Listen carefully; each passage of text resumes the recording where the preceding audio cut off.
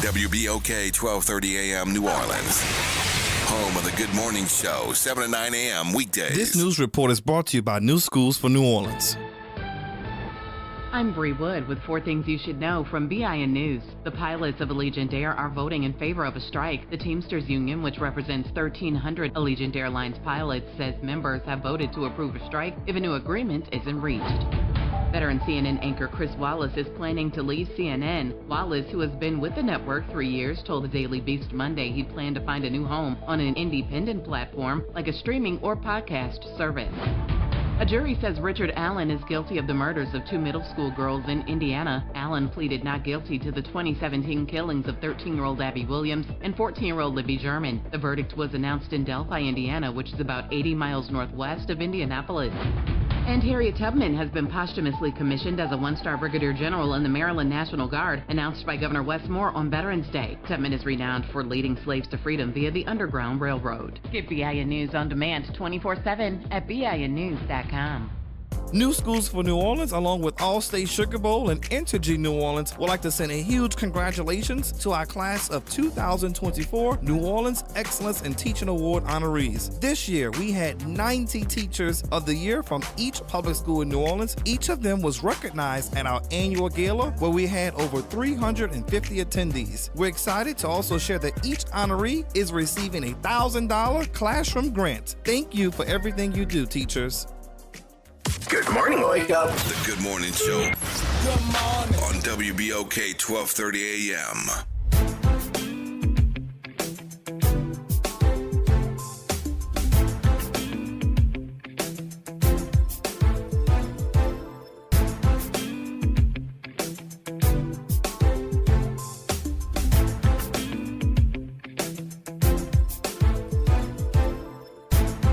Wake up, New Orleans. Good morning. Good morning. Good morning. Welcome to the Good Morning Show. I am your host, Dr. Ashanta White. In studio with me as my co-host today is none other than Senator Wesley Bishop. Good and morning. Behind that glass, holding us all together is none other than super producer Nyron Sanders. Hey, Nyron.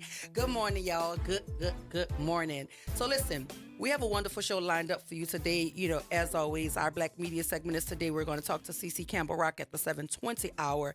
And at 8 o'clock, we have the incomparable Victor Sims. Everybody like talking to Victor. I know I do. You know, we're going to talk about how emotions affect behavior. Always breaks it down. Listen, and he makes it plain. That's what I like. Make it plain for the people, because when you're an expert in your field, you should be able to make it plain. Don't muddy the waters. Let me know how my emotions affect my behavior, Victor. So we're going to talk to Victor at the 8 o'clock hour. But look, it's a wonderful show today. Happy Veterans Day again to all the veterans out there. Thank you for your service. I know today there's an event. I think Kermit Ruffins is performing at this event. I believe it is today. Let me find the time and whatnot for you. But I do know there's an event honoring veterans today. And I shared that information on yesterday. But please make sure that you say hello to a veteran today. Yes, there is a 2024 Veterans Day concert luncheon at the VFW Post 3121, which is located at 475 Monroe Street, Gretna, Louisiana. It is happening today at 11 a.m. to 2 p.m. And if you want some more information or you have any questions, you can reach out to Roxy at 504-777-5722 to reserve your spot. So if you haven't heard from Kermit Ruffins in a while, you want to hear him blow that horn, go on over there to the VFW today and say hello to a veteran, honor them, and thank them for their service. The VFW is at 475 Monroe Street, Creighton, Louisiana. Doc, I happen to be a veteran. My father's in the military. Happy Veterans Day. My older brother spent 20 years. My apologies. I didn't know that. No problem, man. Most folks don't. Yeah. Well, you know, when I was 19 years old, I was a freshman at SUNO, and that summer I had to go to basic training at Fort Leonard Wood, or as we call it, Fort Lost in the Woods in Missouri. And then that next summer I went to Fort Benjamin Harrison in Indianapolis. I spent 8 years in Louisiana and the Mississippi Army National Guard, and actually I did that while I was going to school. So thank you for your service. I saw a lot of shout-outs, got a lot of shout-outs on yesterday, and thank you guys for what you do for this country. Yeah, so listen, it's always a good time when we can make certain that we censure people for all of their hard work and sacrifice. So if you have not thanked the veteran, you still have time. Yesterday was officially Veterans Day, but I think you can thank them any day of the week because their service has no bounds on it. So thank you to all who have served and are currently serving in the United States military. So shout out to you. But going over there to the VFW today, 11 a.m., listen to the sounds of Kermit Ruffin and hug and love on a veteran today. We also want to talk about the naming of the St. Augustine practice. Shout out to football Nyron. I saw field. him over there yesterday. Nyron went over there because, I mean, of course, he's a Purple Knight. He was supposed to be over there. Every Purple Knight in this city should have been over there. But shout out to one of They our went in owners, that deep yesterday. They Troy were. Henry and his brother Rustin. I believe that they named the practice field after Rustin and Troy Henry. They made one of the largest donations to the school in the Absolutely. school's history. Is that Absolutely. correct? Absolutely. And I'm also told there's a circle of champions on the field. I thought that was so classy when I saw them. We walked in and I saw, first of all, the field looks immaculate. Of course, it's purple and gold. Well, when looks you have phenomenal. good money, you can get good You got- things. And when you saw the folks that were there, you saw where the money came from. It was almost like a who's who of St. Augustine graduates who were there, and they talked about the help that they got. They got a lot of help from John George. They got a lot of help from a lot of different folks. Sherman Copeland was there. Kern Reese were there. And they all talked about how they put a lot of effort into it to get the money there. The Circle of Champions, what makes it look so good, it talks about all of the NFL players that went to St. Augustine.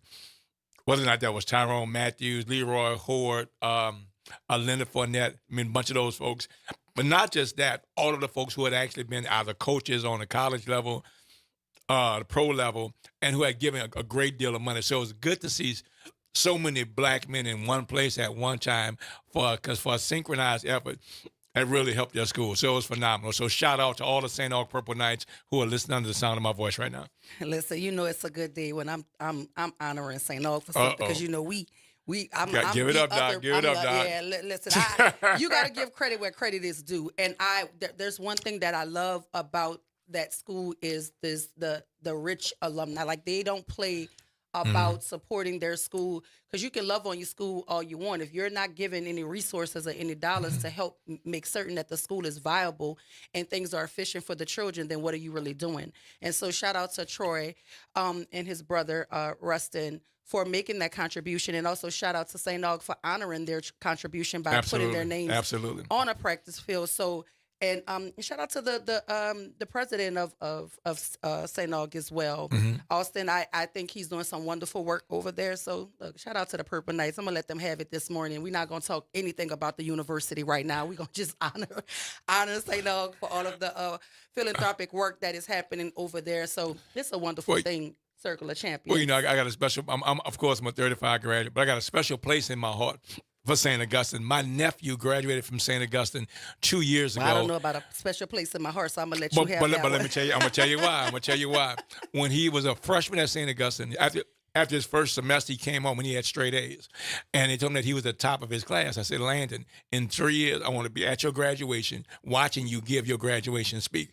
4 years later, he graduated as a valedictorian of his class and got a full ride to Yale. Yeah. So Congratulations to your nephew. and he devotes it all to St. Augustine. So shout out to the principal and everybody on the board. No, I'm serious. On a serious note, like we do a lot of playing around here when it comes to pride in our schools, but I think it's an absolutely wonderful thing when we can see where our monies are going Absolutely. in terms of what is best for our Absolutely. children. We're seeing a lot of schools that were pre-Katrina schools that are historic to this community, making some upgrades to their facilities and ensuring that not only do children have a place to learn, but that their buildings look the part as well. Absolutely. Because it's a different kind of feel when you walk into a building and you can feel that folk care about where you go to Exactly. school. So Exactly. children should not be learning in dilapidated facilities and down, trodden facilities. So shout out to St. Aug for their new field, their Circle of Champions. Shout out to one of our owners, Troy Henry, and his brother, Rustin, for making the largest contribution in the school's history. So it's a wonderful thing. Shout out to New Orleans. On another note, everybody should know by now that I'm an athlete. So I pay very close attention to the LHSAA. I've been very hypercritical of the LHSAA because of decisions that seem to be arbitrary in certain circumstances. They penalize a school, and then they do a different penalty for a different school for the same infraction. Two sets of rules. Those are the things that I'm very hypercritical of them for. But this latest controversy, I have an issue with, and it doesn't have anything to do with blaming the LHSAA. We're going to talk about the Louisiana High School football brackets being released amid a lawsuit. The lawsuit was supposed to hold up the brackets, and that's why a lot of the coaches were upset because they were like, why should we be held up because of whatever controversy is going on? And the controversy centers around Baton Rouge's Lab School, which is also called U High. So apparently, U High was turned in by another school for ineligible players. Okay. So there is something called a concurrence form that has to be filled out. So if I leave my school and I come to your school, the school that is getting me, they're supposed to have some sort of form, a concurrence form that is signed from the releasing school given to them. Okay. And some reason, I don't know, the either the form was filled out late or turned in late, or the form was never submitted. There's some duality there. There's people saying different things, but the rules are the rules. If you're supposed to have the form signed and completed and turned in prior to that athlete taking the field, that is the rule. So apparently they played an athlete and they didn't have a concurrence form from him because the releasing school still had him on their roster. Okay. So the new school also had him on the roster. Gotcha. The releasing school does not have to release him if this form is not filled out and submitted and accepted by the receiving school. And my issue with that, though, and I'm going to push very hard here because here is my issue. If the school that the child left knew that he was there and he was gone already, my question is, A, why are they not working together to get the form filled out? Because if he doesn't want to be there anymore, if he's giving you his parents have informed you that he's not there, why hold him on your roster?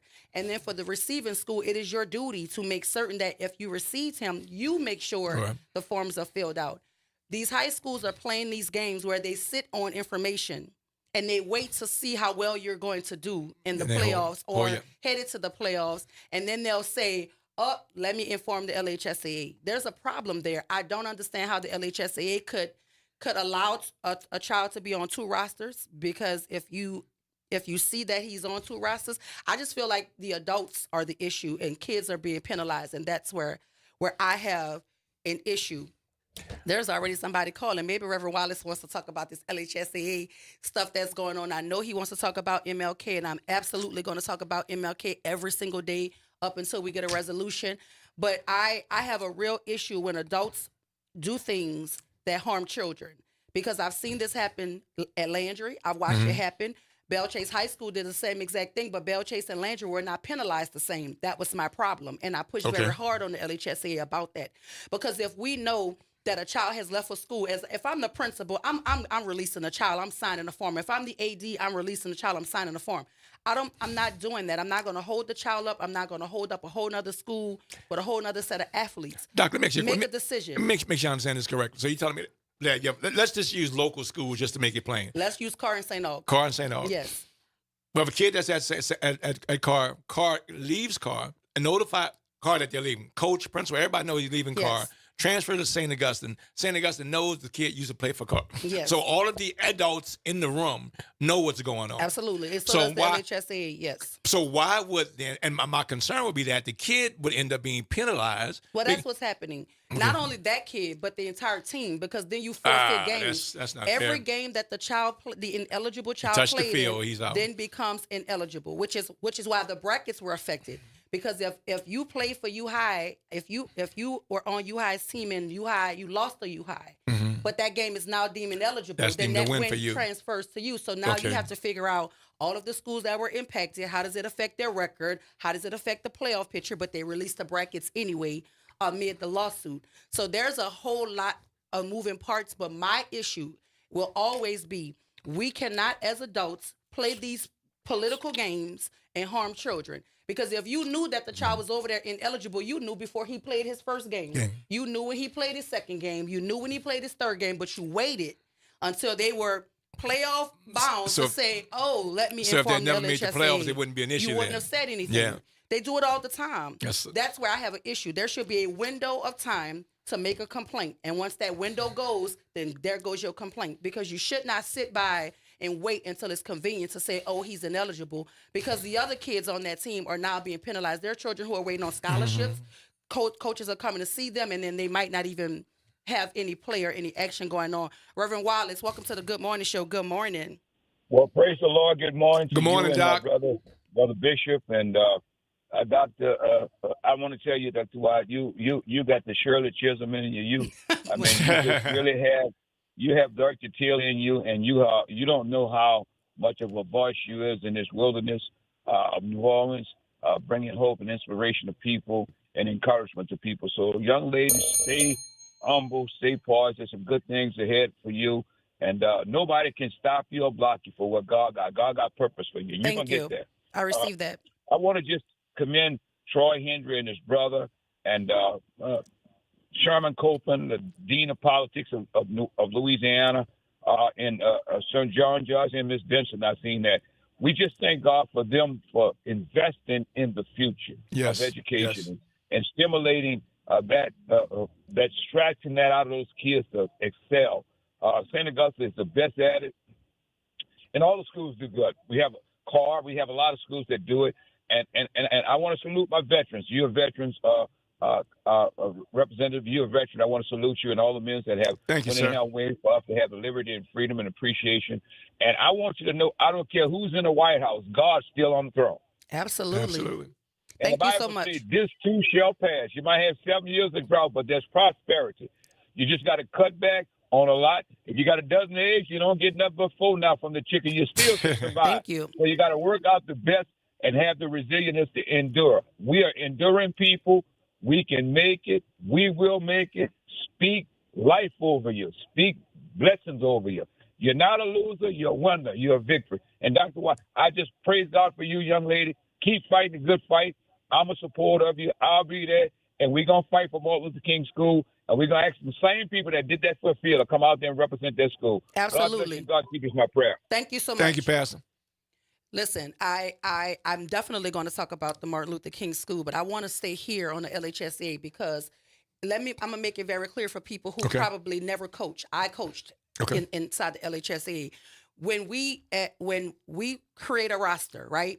We give our roster to our athletic director. The athletic director submits it to the LHSAA. If there are any issues, the LHSAA is going to send the roster back color-coded. So you know what the infraction was. And so let's say it's grades. It'll be, let's say yellow. Yellow will say they don't have the GPA.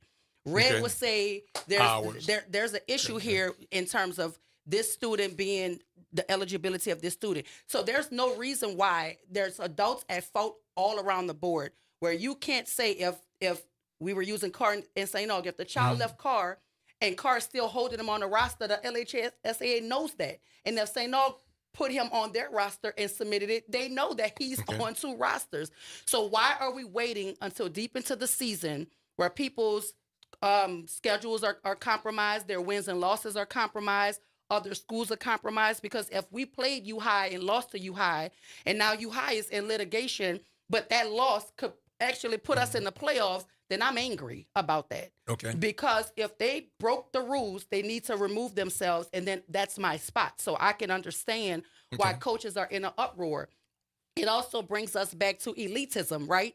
Because if you have the right lawyers and you have the right kind of money, you have the right kind of donors, you could tie this thing up in litigation for quite some time. But a lot of schools don't have the lawyers and the funding and the money to fight an LHSAA court case or to say you're treating me unfairly. So they just take the penalty and they just move on. So some of the coaches are saying if U-High succeeds in court, it sends the message that if you have a good attorney, the rules don't apply.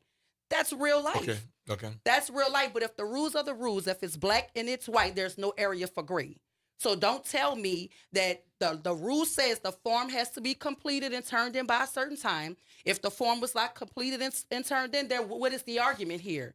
Then move out of the way and allow them to put the teams in place so that the brackets are not compromised. But what is happening here, U-High is basically putting an injunction on the LHSA saying you can't forfeit our games, you can't compromise our season, and we're gonna take you to court. But the form is the issue. It's not it's not willy-nilly. Where I fault the LHSAA is there should be a window of time to say by the 3rd week of the season, if you know about an eligibility infraction and you have not informed us, then the issue is moot. But what they're doing is they're waiting to the 7th, 8th, 9th week of the season and saying, okay, they going to the playoffs. Now I'm going to make my grievance, and it's halting everything.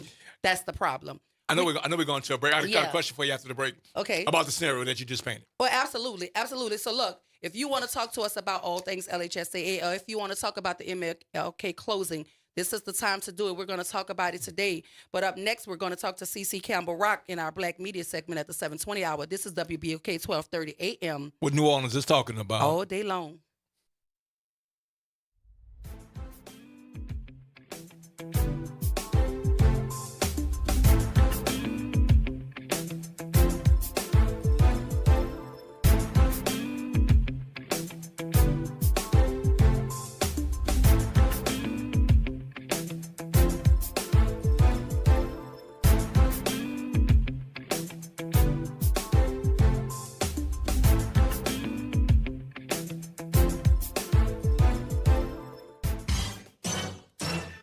Hey, this is D. Riley from the 90s Hits R&B Jams. Make sure you listen to WBOK 1230 AM every Saturday night from 7 until 9 p.m. I'll be giving you the best R&B jams from the 90s. That's right, all your favorites and more. With me, D. Riley, your host of the 90s Hits, right here on WBOK 1230 AM, or listen online at WBOK1230.com. WBOK, the station you listen to longer.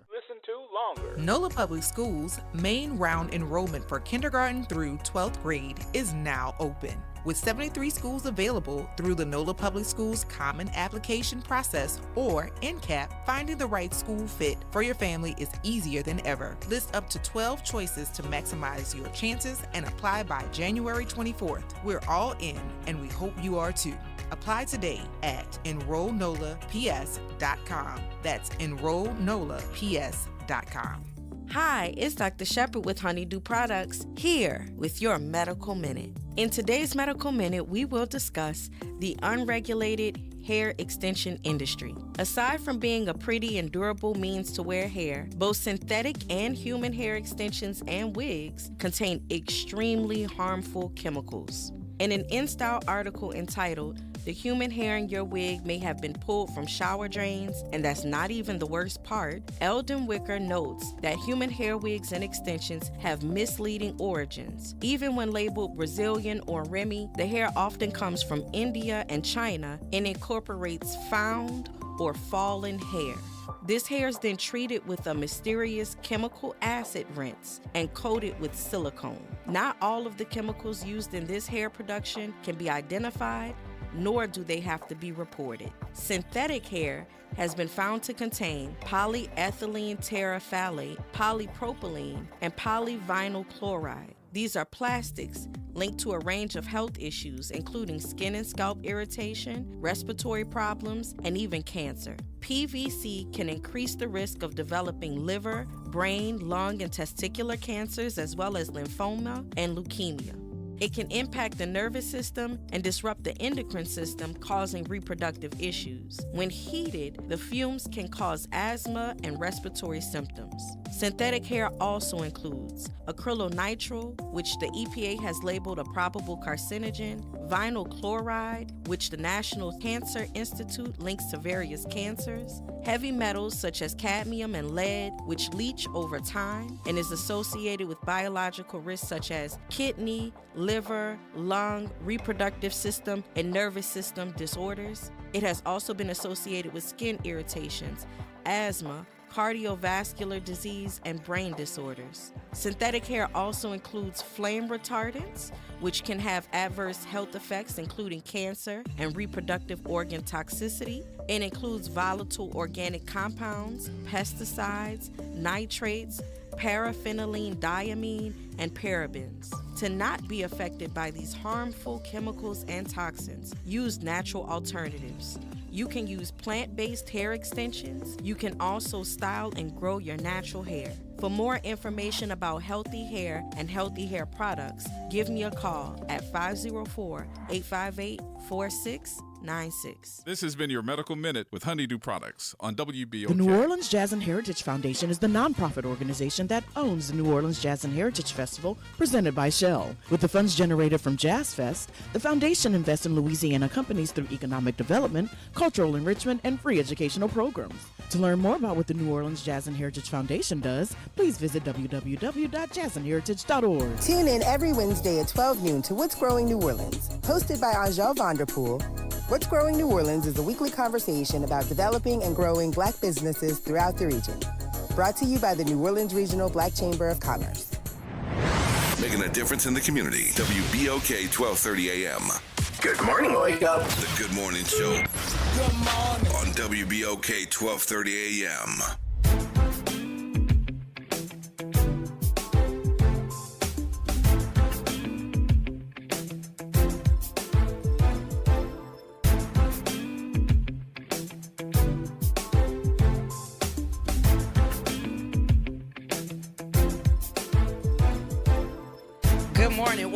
Welcome back to the Good Morning Show. I am your host, Dr. Ashanta White. In studio with me is none other than Senator Wesley Bishop. And Nyron is behind the glass holding us down. Y'all, welcome back to the Good Morning Show. We are getting ready to have in-depth conversation with CC Campbell Rock for our Black Media segment. CC Campbell Rock is an independent journalist, columnist, and communications consultant. Her work currently appears in the Louisiana Weekly and Think504.com. She specializes in advocacy and accountability journalism. Campbell Rock is the author of an upcoming book, The Battle of Justice in New Orleans. Welcome to the Good Morning Show, CC. Good morning. Good morning. Thank you so much for inviting me on it at a crucial time such as this. Absolutely. You're always welcomed here. Good morning. Good morning. Good morning. How are you? How are you guys doing I am doing fine. Look, Ms. Rock, there's a series of issues we want to get into you with, but I need to give you a shout out. When I was a student at Southern University at New Orleans, we probably didn't introduce you right. We didn't use the word legendary, and you are absolutely a legendary journalist, and we appreciate all that you've contributed. I'm sitting there looking through your bio, and I don't know if there's a place here in New Orleans, particularly when it concerns the Black community, that you hadn't played an active role in. You've had a chance to work with Louisiana Weekly, New Orleans Tribune, the Data News Weekly, as well as Black Collegian. So thank you for your service over all these years and for all you've done to contribute to the city of New Orleans. And Think504.com. And Think504. Shout out to Jeff Thomas. Shout out to Jeff Thomas is right, because Jeff, and this is the thing first thing I want to say about the Black press. Too many of us do not, us being everyone actually, but specifically Black people, we do not read the Black press. And that's a shame, because that is where you're going to really get the real truth about the things that are going on in your community. The Black press, people call the Black press when they have problems or get in trouble, and we are that stalwart truth mechanism. And if you don't read it, you don't know what's going on as far as not just Black people, but other ethnic groups, and really general issues altogether, because we write about everything. But it's interesting, this big push against Black history and critical thinking skill. But the funny thing is, it's really not Black history. We are American history. Absolutely. Yeah, in every page of American history that you want to pick up, you will find us. Whatever major events, you will find us. It's not just about our advocacy, or as I like to say it, our accountability, because advocacy and accountability is what I've done throughout my career, trying to bring accountability and advocacy to the table and hold people accountable, no matter the color. So, let me just say a few other things about the beginning. Here in New Orleans, the Louisiana Weekly next year will be 100 years old. The New Orleans Tribune is bordering on 40. Data News Weekly is already 50 years old, and Black Collegian started in the early 70s as a protest piece by students. So the Black press is very important, and I would urge everyone to read it. And I would urge all major advertisers to come to the table, because without the Black press, we would be in the dark. I think the Washington Post is, their slogan is "Democracy dies in the darkness." Well, Black history dies in the darkness. Black affairs dies in the darkness if we do not keep the Black press going. And we can subscribe to the Black press as individuals. And, once again, I urge advertisers to advertise with the black press, because that has been a major issue with the black press, the lack of advertisers coming to the table. Cece, let's talk a little bit about your journey as a journalist throughout your career. What have been some of the most rewarding moments in your career? Well, let's see.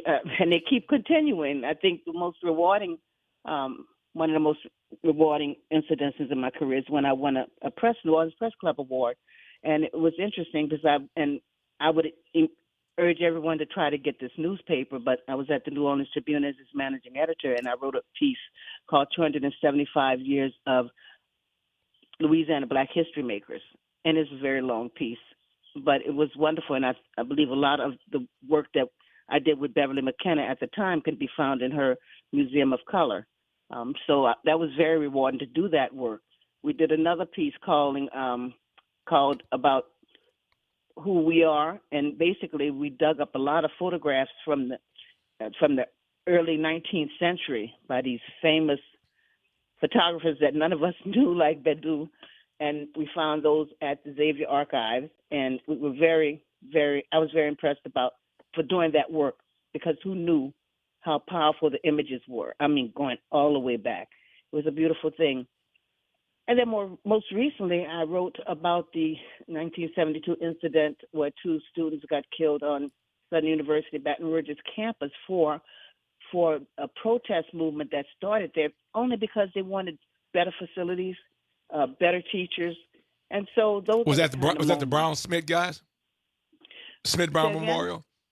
Yes, Okay. those were the guys, exactly. And my heart is still bleeding about that, because I can't understand how that could happen, for college students. Of course, there's that song, 4 dead in Ohio. So the National Guard went on Ohio campus and killed 4 students there for wanting to protest against the Vietnam War. Yeah, Kent State, yes, ma'am. Kent State, there you go. It was Kent State. So those are some of the milestones of my career, and just watching. Also, I did found a chapter here of the National Black Media Coalition, which we did some work here. And I think as a result of the work we did, challenging television stations and radio stations and others to hire more black people. And at the time, it was a media desert for black people. They only had 1 or 2 black people, one black broadcast on each television station, for example. And when we delved into that, we found that the media, the general media here had, let me see, I don't want to be wrong, but I think it was 0.04% of blacks in management in media at the time in the city. And it was a study commissioned by the Urban League. I participated in that, and then we went on to found the National Black Media Coalition Louisiana chapter. So I think we did some good with that. So those are some of the milestones. It's a question for you. It says here that you specialize in advocacy and accountability journalism. What do those terms mean to you, and how does that influence your approach to storytelling? Okay, so let me start with advocacy. Right now, and we're going to be contemplating writing a piece about 2 schools that are going to be closed. We want to advocate for those schools. Martin Luther King Jr. in the Lower Ninth Ward High School, which is a wonderful high school. As a matter of fact, I just talked to Senator Joe Bowie about it yesterday because I'm getting ready to gear up to do a piece about why are you closing this wonderful school. That school has forensics, that with the New Orleans Police Department program. They have electronic programs. They're teaching kids computers. And I just can't see. And they also have, I think, a medical assistance program within the high school. So why are you closing this school? Other school is the Rooted School. There's a school called Rooted School on Southern University's campus. And that school is technology and computer-based. The children are being taught the regular curriculum, but also they have a slogan when the students graduate high school there, then they would have a diploma in one hand and a job offer in another, and even an acceptance letter to college. So why are you closing that school? And I know about that school because my grandson goes there. It's a wonderful school. And so I'm advocacy. I'm calling up. I called up Senator Joe Bowie, as you guys know, who's a former chancellor of SUNO, and also now our state senator. So I did call him about it. So that's the advocacy part, advocating for more black people in the press. That was what I was doing earlier. And now accountability. One of the instances I can think of around accountability journalism that I do is that I hold people accountable. I hold government accountable. I hold individuals accountable. I hold businesses accountable who are doing the wrong things in our community. For example, I'll go all the way back to a time when before the aquarium was built. Okay, so back then, while they were contemplating, city council was predominantly African American, the mayor was African American, and so they came together for the construction group, and they had a black engineering group on the construction team, and they had black architects on the construction team, and of course, general white-owned businesses on the construction team. So tell me why, in about, after they got this millage passed, which would give the aquarium funding for 35 years, for this first 35 years of its life, tell me why all of a sudden there were no black contractors, no black architects, no black construction firms, no black presence at all. Because what had happened was the white groups got together and formed sort of like a coalition group where they were going to get all the money for the building of it, et cetera, et cetera. So I challenged, for example, Councilman Singleton, and that was in his district at the time. I challenged him and others on that city council, the black people, and I wanted to know. I called him and I wrote a story about it in the Tribune. Why all of a sudden did the black contractors disappear on this project? Well, I think 2 weeks after the story came out, the black contractors were back on the contract. So, well, here's my question, because we're definitely focused here at WBOK on assisting and supporting the Martin Luther King School to keep its doors open. But that, to me, is a direct line to the question of education policy. How do you believe education policy, particularly in New Orleans, needs to evolve to better serve black students in marginalized communities?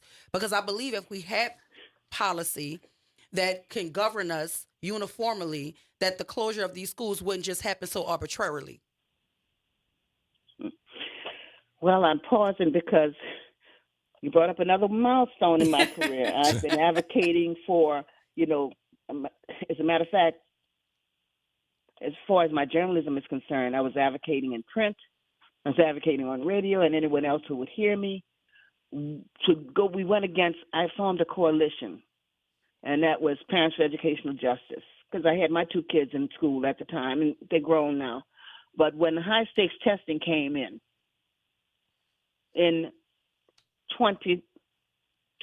2000, I got together with Attorney Bill Quigley at Loyola University. He got about four other attorneys together. We sued the state. We were the first people to sue the state in the United States over high-stakes testing. Well, we sued before the first test was given, so we were a little premature in our lawsuit. But 500 parents and concerned citizens around this state joined that class action lawsuit. So when you ask me about education and how we could better serve our students and our kids and high school and all the way down to elementary, we need to get rid of, number one, the punitive test, because it's still there. As a matter of fact, starting next year, if a child fails reading in the third grade, they're going to be held back. So we're back to that foolishness. I'll be writing about that. But we need to return the schools specifically back to the Orleans Parish School Board like it was when I was a child and everybody else, because this whole hodgepodge of any and everybody who can come to the table with a few dollars and run a school, whether they're nonprofit or profit. I mean, I think at one point we had 15 schools that were run by predominantly African-American leadership and administrations. Now we're down to one. I mean, come on now. Yeah. I mean, listen, you we are have a caller using our for you, children CC. as pawns. You're using our children as with our piggy banks, basically, and you're doing nothing for them. I mean, when I was coming up, we had vocational education. Everybody's not going to college. If you're not going to college, then give these children a trade, these young people a trade, so they can make their own way. But none of that is happening at every school. I think that don't get me I started think that about you how need we to. can best serve the school. Give them back to the Orleans Parish School Board. I agree. You have a call online too, and we're going to get to Reverend Kessler, but I think you need to come in the studio because you and I will have a wonderful conversation on a lot of these topics. So if you ever in the city and you want to come on in here and talk about this, we should definitely have a further conversation. I live in the city. I live in the city, born and bred in Come the on, city. Wendy, come to the studio and let's have a real conversation, CC. Because people need to understand what is happening with these schools, and I don't think parents really understand the gravity of what is happening. For you to inform them that they're not going to fail their children if they don't pass reading in the 3rd grade, but we know that there's been a concerted effort not to even teach literacy. So this is all connected. The failure is connected. Reverend Rakasna, good morning. Welcome to the Good Morning Show. Good morning. Hey. Good morning, my brothers and sisters and hats off to my brother who did the service in the military. We salute you. Thank you, Doc. C.C. Campbell Rock. We go back a long way as you continue to fight the good fight. And to the good doctor, keep on doing what you're doing. Let me say right quickly, I thank you all so much for supporting MLK High School and our charter because simply put, they're just trying to destroy our community. Divide and conquer is what they always use. So the ploy is let those people who think they're going to get the building to toot their horns while we trying to fight for survival. But the bottom line is the children, service to the children. And if that school board would put resources into the schools, don't they know so many of our children need mental health services? And you have one social worker that works in the school, no psychiatric help. What we provide for our children is the best we can. Our parents need help in parenting and speaking up for their children in a manner that is significant and appropriate to their education. It's not about fussing and cussing and who's to blame. We all need to get together and fix these things. Fix our children, help our children. The voice at WBOK is so strong, and I can't thank you all enough for continue to fight the good fight because truly we need it. You know, that school board, along with that superintendent, some of the tactics they use, like y'all give up the school and we'll give y'all this. And no, we're not giving up nothing. We're going to fight till the bitter end and let the chips fall where they may. Thank you all once again. I'm going to get off and listen. God bless you. Okay, so before Thank you, hangs up, Thank you, Pastor. I'd like somebody to get Joe Casner's number for me because here we go, accountability. Yes, I'm a journalist, but also I'm a mother and grandmother, and I'm ready to take to the streets over Martin Luther King Jr. High School as well as the Rooted School because this is ridiculous. And listen, anytime a state allows schools not to teach children cursive writing, they just put that law back on the books. I think this is the first year teachers had to teach children cursive writing. I don't even know if they're doing it, but if you don't learn cursive writing and how to read it, where's your signature? Where's your signature? Your signature can be duplicated if all you're doing is printing. You might have a unique print hand, but I'm just saying that's one instance. The other thing I've noticed, well, we can talk a long time because the curriculum is jacked up. Let me just say that. As a journalist, there is no real English going on in those schools. It's English language arts. That's wonderful. You teach children how to read and how to interpret what they read and what they get. That's wonderful. But if you don't know sentence structure, if you don't spell well, I don't know where you're going. We're going to make sure you get Reverend Rakasna's. I'm going to get off my soapbox now.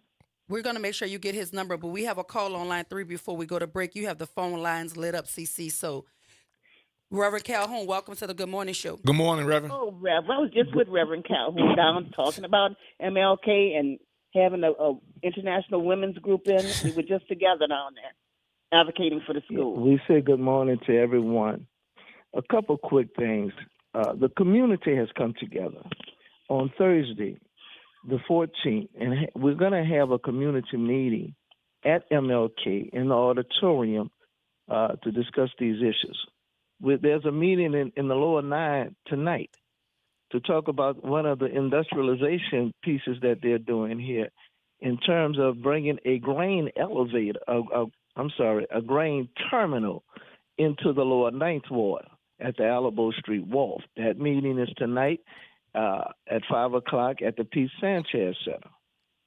What we're looking at is they're not speaking to the challenges that each school face. King faces challenges that no other schools are facing. Now, on the surface, they say, well, oh, yeah, it's happening at all schools. That's not true. I was there last week when the pre-K teacher has 5 special education kids, plus 19 other kids. Now, there's a paraprofessional in the room, but when you got 5 kids that need special attention and 19 others, where's the time? So I think that we have to talk about what are the challenges. I think we have to speak to what's really going on in our school system. The school system is not fair anymore. When do teachers really have time to teach? So it's a lot of things that's going on, and excuse me, but we want to have this discussion with community. It's not the school calling a meeting, it's the community coming. And this community is inclusive of all the alumni that has attended or that has been on those grounds. So we're not. Well, this is not nothing what times that's are those being meetings, though? We need to know the times of the meetings. Pushed in a corner. I'm sorry. What times are those meetings? 5 o'clock today at Pete Sanchez, and 5 o'clock Thursday at the MLK Auditorium. Mm-hmm. So if again, and we are asking community to come out, because I think we all need to sit down and really understand what's going on. Reverend, is that the boy? Reverend, he's going to be there. So we asking everybody to come. We want everybody's opinion and talk about what the real fight looks like. Reverend, the meeting on Thursday, is it at the elementary school or is it at the high school? It's at the high school. It's at the high school's auditorium, 5300 Shirley Taylor Drive. Thank you, Reverend Calhoun. We appreciate your call. Listen, we have to go to break, CC, but stay with us. We'll have more with journalists and legendary journalists, because we forgot to put legendary and put some respect on her name. Oh, please. CC Campbell Rock, more after the break. This is WBOK 1230 a.m. What New Orleans is talking about. All day long.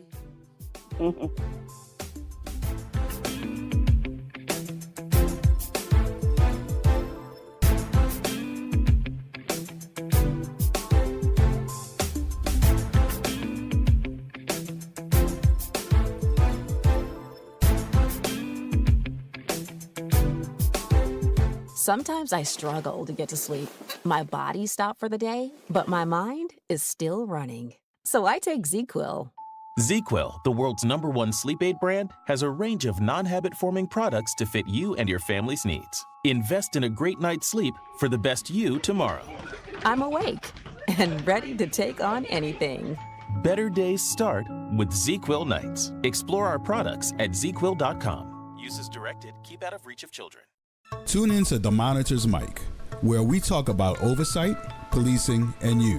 Hosted by the Office of Independent Police Monitor, we're here to shine a light on policing issues that matter, from real-time policing updates to in-depth interviews.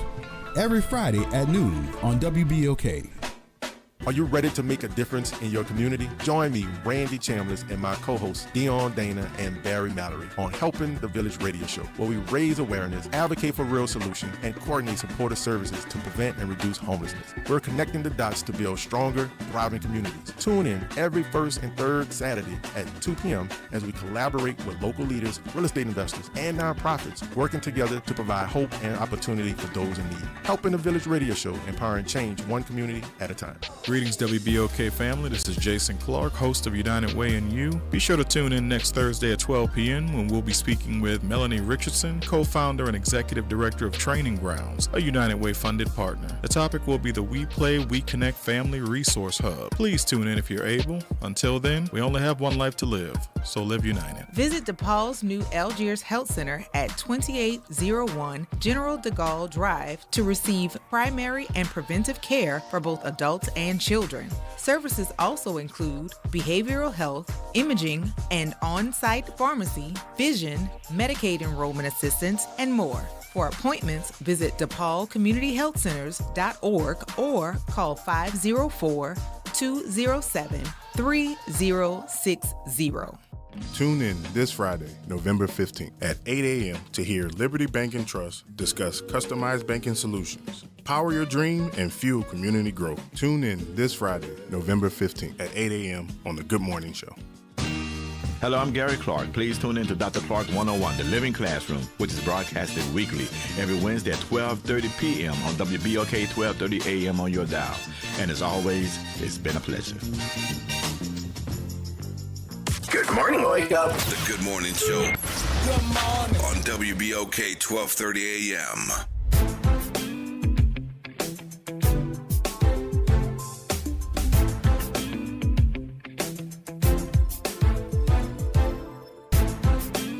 We are back. Welcome back to the Good Morning Show. We're in conversation with CeCe Campbell Rock, an independent journalist, columnist, and communications consultant, talking all things at this moment, the need to protect our Black institutions and to make certain that we stand up when we're facing closures, unnecessary closures. Because if you close the school in the 9th Ward, where will the children then have to go to? That is the only school down in the 9th Ward servicing children. So we have to protect our schools, and we have to realize that we cannot close our way out of failure. Absolutely. So whatever the issues are, we need to come together and reinforce those resources into the school, whether it be personnel, whether it be textbooks, whatever it is, funding. We need to come together and wrap our collective arms around Martin Luther King to save that school from failure, as well as the Rooted School. There are a lot of things that are happening in these schools that they never, ever get credit for or never get praises for. But the moment something negative happens, it's almost like the vultures are out. So we need to do what we can. CeCe, what do you say to that?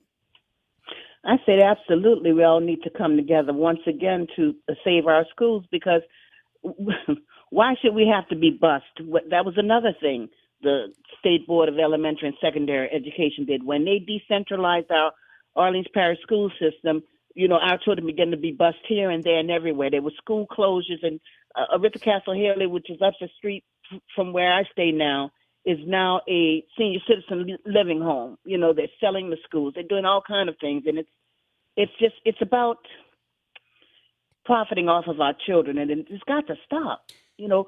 When I was in school, as my husband always says, we were educated. There was nothing wrong with our education. We were separate and supposedly equal, but we had books that were cast off from Metairie, for example, and they had so many children that had these books before that they didn't have any more lines.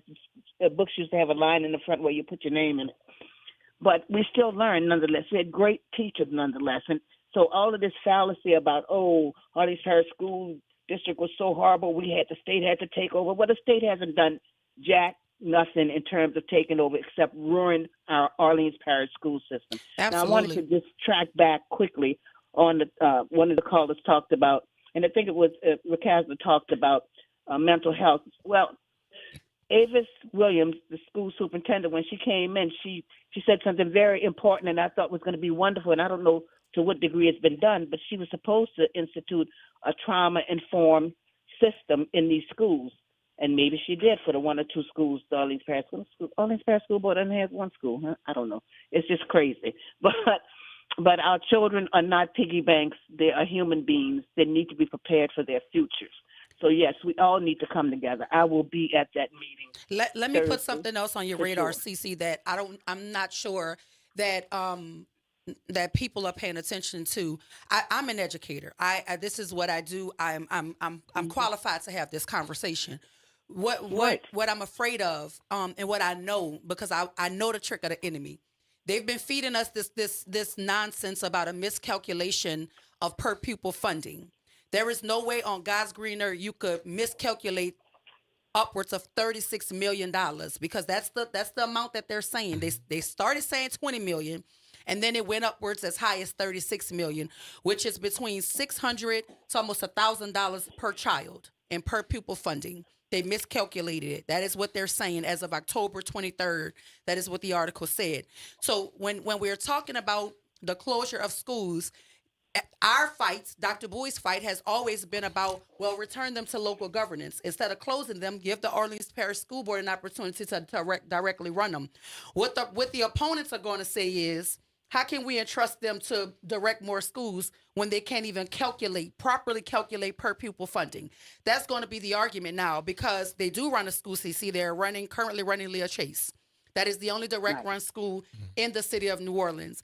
And the argument against closure would be to say, let the Orleans Parish School Board take in the rooted school and take in MLK.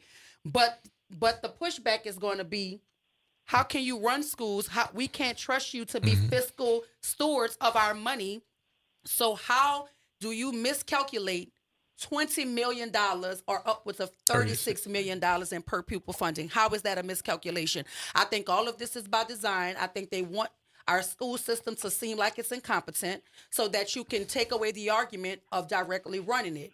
But I will go out on a limb and say there are a lot of schools who are not being directly run, but they're being directly run in the ground by the current leadership that they have. Because just as you said, they took over under the guise that they were going to do so much better. And there's more money, more resources poured into this current system, and the outcomes are no different. Some, in fact, are even worse than we were pre-Katrina. So that's a problem.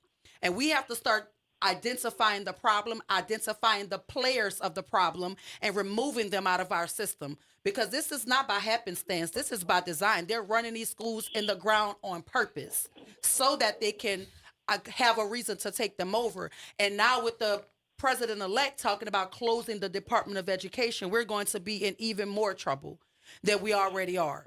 What do you say about that? I say this whole takeover scheme, and it's unfortunate, but as an educator, this has been spreading across the United States, the takeover of schools. And thanks to Miss Leslie Jacobs here, who was on the Orleans Parish School Board and an insurance call her by her name, CC. Salesperson. Yeah, I'm gonna call her by name. And Paul Pastorak too. They started and hatched up all of this stuff, and some other people that I can name. Somebody at Tulane that I can name right now. So and then these little cottage industries and organizations sprung up around it. Educate Now and all these other little fly-by-night organizations that purport to do things, and all they're doing is monitoring and reporting on the schools. I don't think they're even doing a good job with that. So, Teach for America, I can go back on and on and on. But the point is, no one knows how to treat our children better than we do. Okay, let me quote Freedom's Journal, 1827, the first black-owned and operated newspaper in the U.S., established the same year slavery was abolished in New York. The weekly published editorials about slavery, biographies of renowned black figures, and pieces advocating for black people's political and social rights. We want to plead our own case, wrote publishers John B. Rushwarm and Samuel Cornish. Too long have others spoken for us. Now, I'm going to say the same about the Orleans Parish school system. Too long have others decided what to do with our children. And you're talking about the miseducation of the Negro. That's what this is. But it's the miseducation of our beautiful black children at this point. Cece, let me ask you a quick question. I'm very upset about it because there's no need for it. Our children, like I said, are not piggy banks. And this whole thing was called an experiment. This whole takeover thing was called an experiment. They stopped using that term now, but it was an experiment, and it failed, and it's still failing. And I could talk about the curriculum, and so can you, about the curriculum, about this test that they give, which is way beyond some of our children's mental capacities in grade 3 and grade 4. I could talk about that as well. So it's all a sham, and it's all about getting their hands on what was it at the time they started this? I think the school board, the budget at that time was around $80 million, and they wanted to get their hands on that money, and so they did. And what do we have now?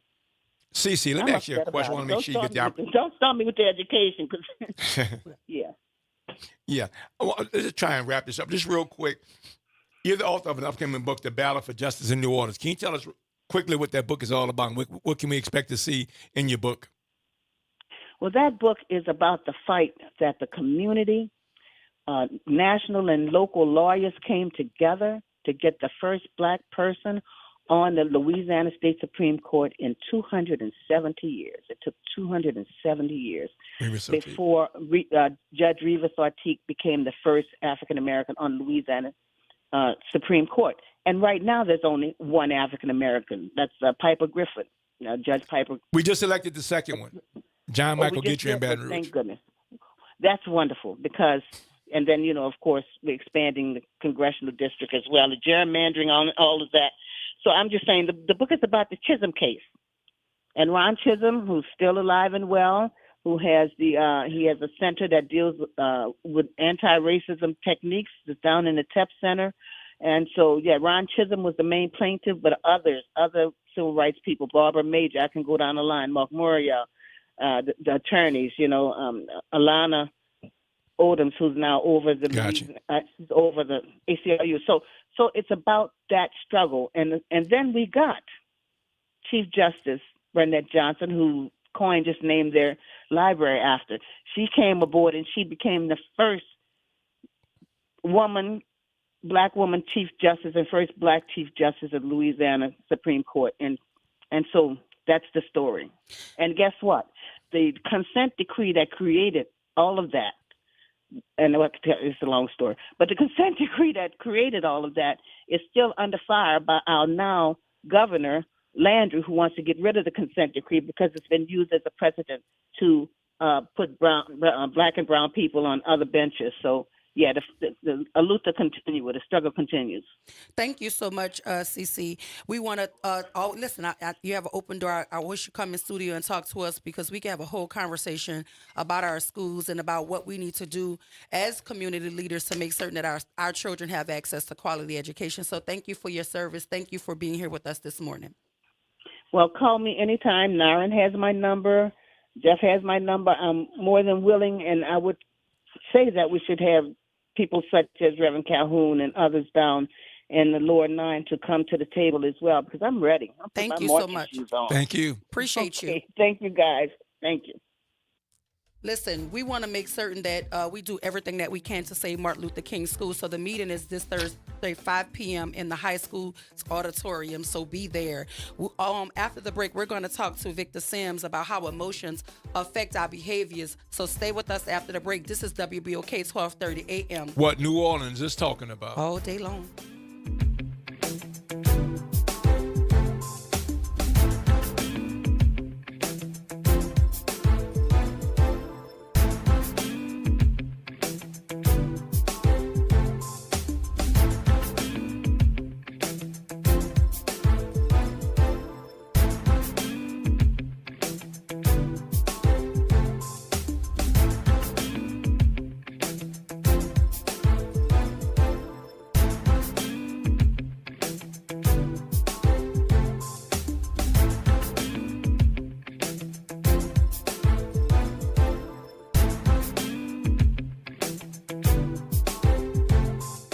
WBOK 1230 a.m. New Orleans.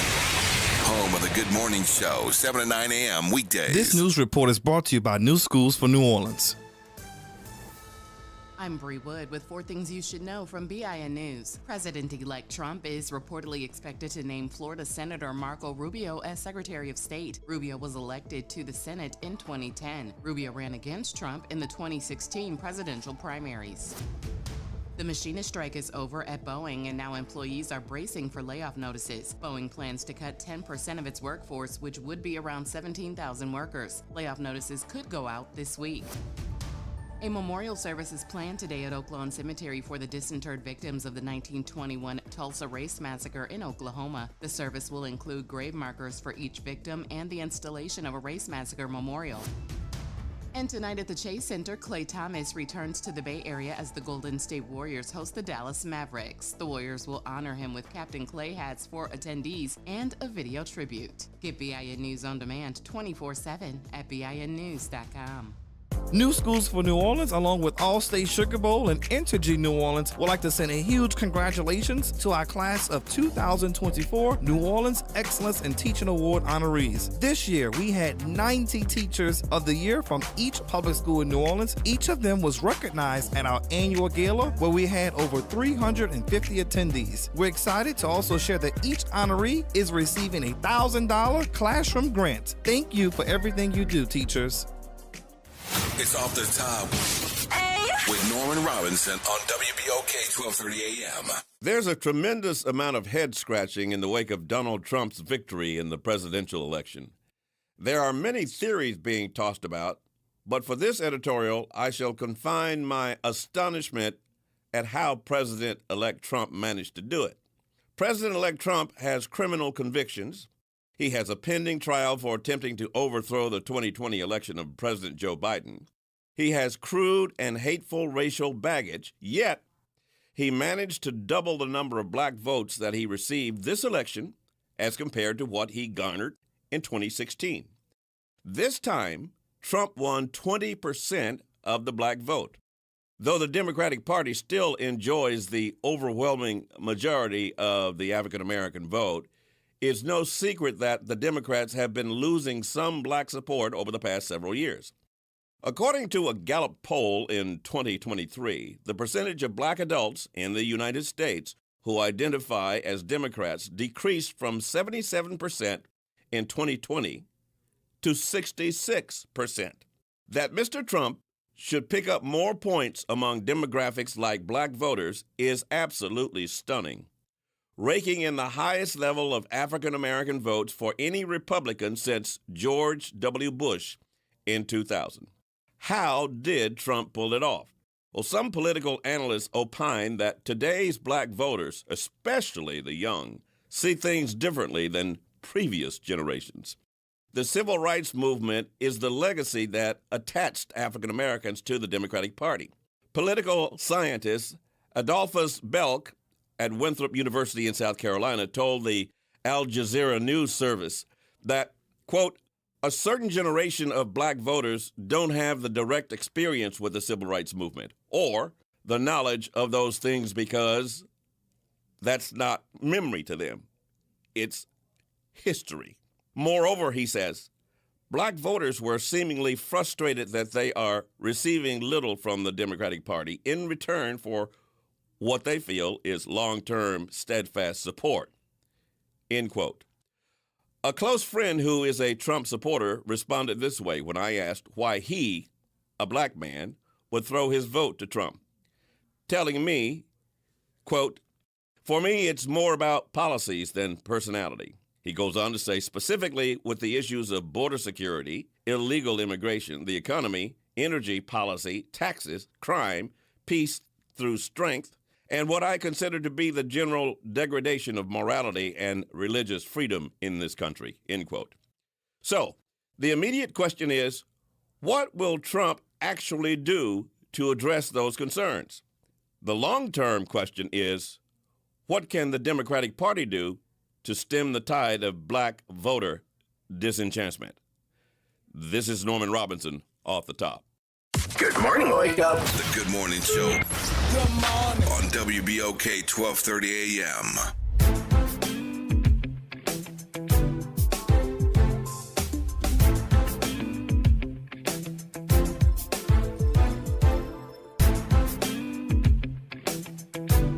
Good morning. Welcome back. Welcome back to the Good Morning Show. I am your host, Dr. Ashanta Wyatt. My co-host in studio this morning is none other than Senator Wesley Bishop. Good morning. And joining us for a conversation on how emotions affect your behavior is none other than Victor Sims. But before we get to Victor Sims, I would be remiss if I did not give a shout out to the exquisite women of the illustrious Sigma Gamma Rho Sorority Incorporated, celebrating 102 Sigma years Gamma Rho. today. Happy Founders Day, Happy sorors. Founders Day. Shout out to those 7 women, too.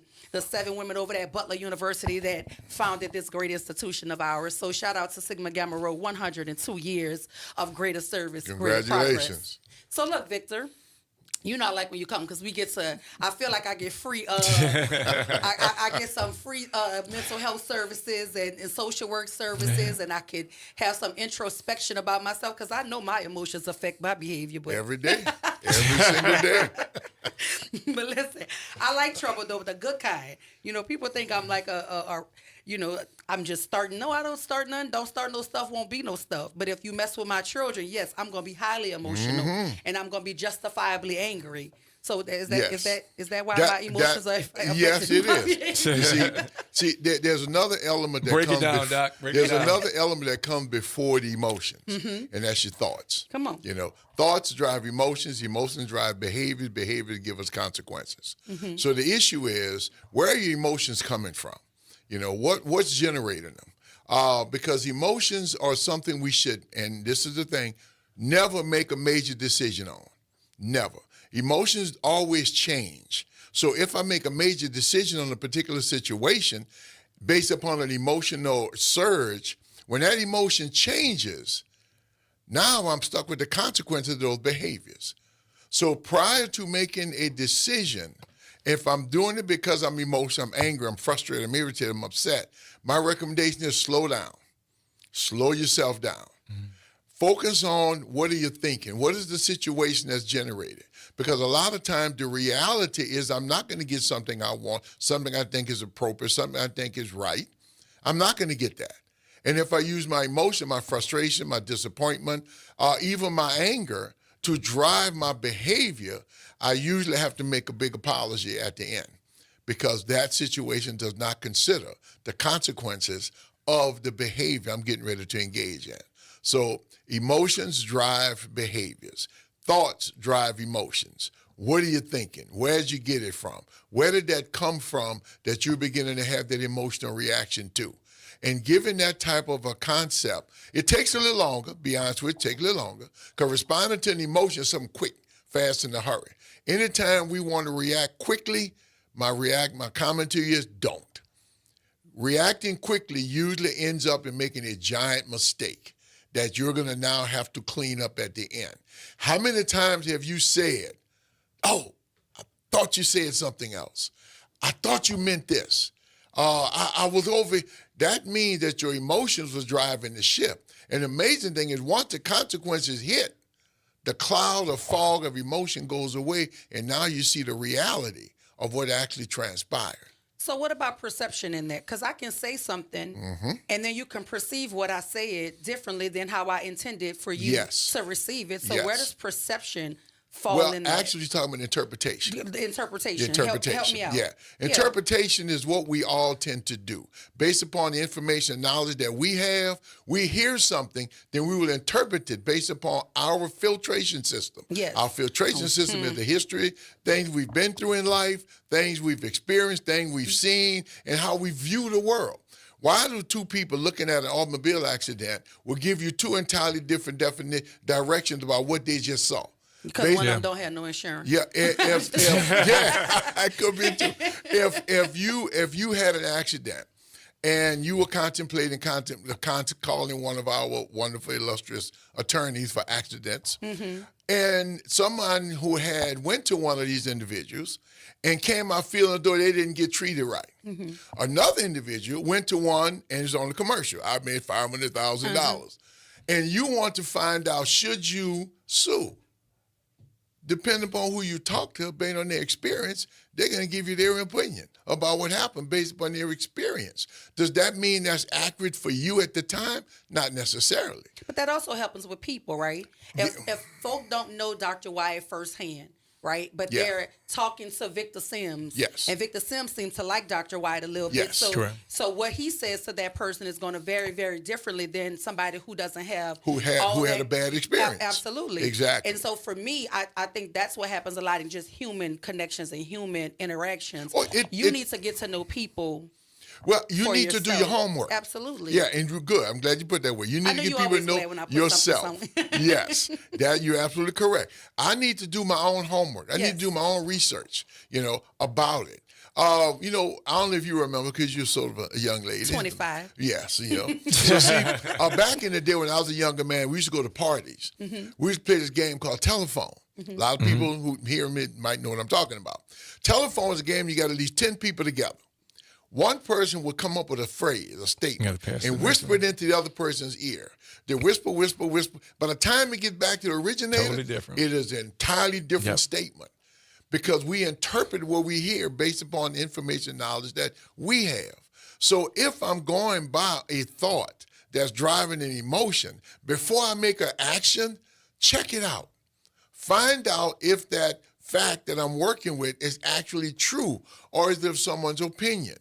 One of the problems I think that transpired within what we were talking about before we went on air about the previous election, a lot of people went with their emotions as far as what to do because the facts were directly in front of us about who this individual was. But for some reason, it got wiped out. Looking at it from from my perspective, wiped out. Oh, sorry. Now, we can identify it again. Interpretation. Okay? Interpretation. But when you look at the facts, you wonder, how can such an individual garner so much positive attention when almost everything that had been done previous to that demonstrated an individual of low moral fiber? And if you have that type of individual making decisions, for the question I wanted to ask a lot of individuals was that, would you leave this man in a room alone with your daughter? Absolutely not. If your answer is no to that question, I wouldn't have. why would you give him control of the country? My dog. Well, so emotions drive behaviors. Behaviors give us consequences. But what are you thinking? How is your thinking? Have you checked your thoughts out? Or as you do like most of us do? Most of us, and we are attached to that concept that we work with. It is an identity thing, So if I'm proven to be incorrect, that can be emotionally harmful to me. So some people have to hold on to their concepts because it's an identification of who they are and what they are. And if I don't have enough intestinal fortitude to withstand being corrected, then I'm going to hold on to that thought, that concept that defines me. Thus, if you say something that is contrary to it, I'm emotionally going to have a problem with that. And if I use my emotion to do it, then I'm going to use my behavior to follow through. Arguments from, we have things in education and school. How many conflicts took place with teenagers based on somebody saying something about them in social media? It attacks their emotions, their identity. I can't let nobody get away with that. I can't let nobody say that about me. There's a case right now in the media. I'm not sure if you're aware of it, but 2 black women, they had an altercation on social media. One of them went to the other person's home. The other person lived in a gated community, so she had to wait outside until somebody opened the gate and she held behind them to get into the gated community. She had to search for the home, but the young lady was standing outside waiting on her. So that's how she found the right home. The person that drove over there is deceased at this point, and she filmed the entire thing on Facebook Live. And now she's dead. Children, no mama. Yeah. Emotions drive behaviors. Yes. And behaviors give us consequences. Yes. So, and these are the type of things where I want to have this conversation. For everybody to understand, because you're emotionally upset, the worst thing you should do is stop. Do nothing. Wait until you are able to calm down. Have a conversation with someone else and run that thought that's driving that emotion by someone who doesn't have that level of emotion. That's what I do, Victor. And they will potentially give you a different concept on it, or at least a different potential action you can take to address this situation. Because going into a situation highly emotional, I can almost guarantee you're going to make a mistake. Victor, what do you think is the key to staying motivated when emotions like frustration or boredom are taking over? How can we push through those feelings to take action? Well, frustration is one that is an emotion that's generated by me attempting to accomplish something. I put a lot of effort and energy into it, and it's just not happening. So I'm getting frustrated. Okay? No matter what I do, this thing is just not taking place.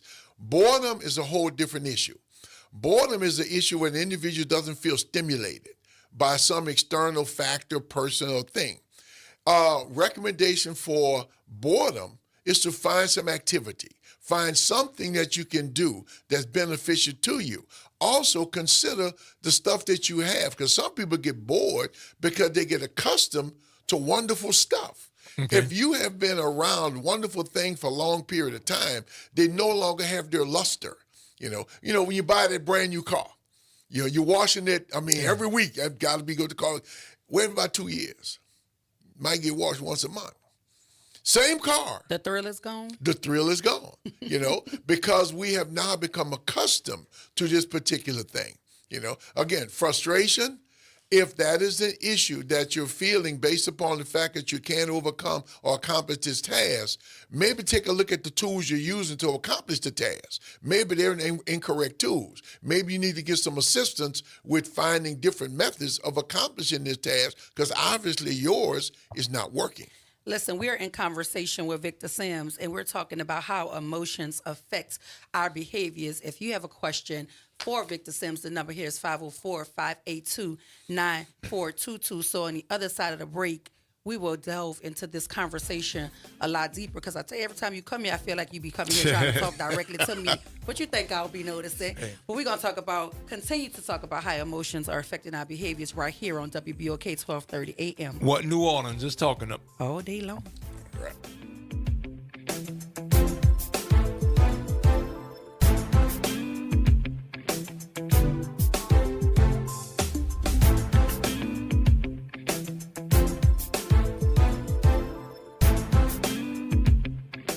New Schools for New Orleans wants to send a huge shout out to our teachers, school leaders, and students in NOLA Public Schools. We see you, we hear you, and we applaud your efforts. Be sure to tune in every Monday at 12:30 p.m. on 12:30 a.m. for Talk That NOLA Education. I'm Daryl Forges with WDSU News, and here's your headlines.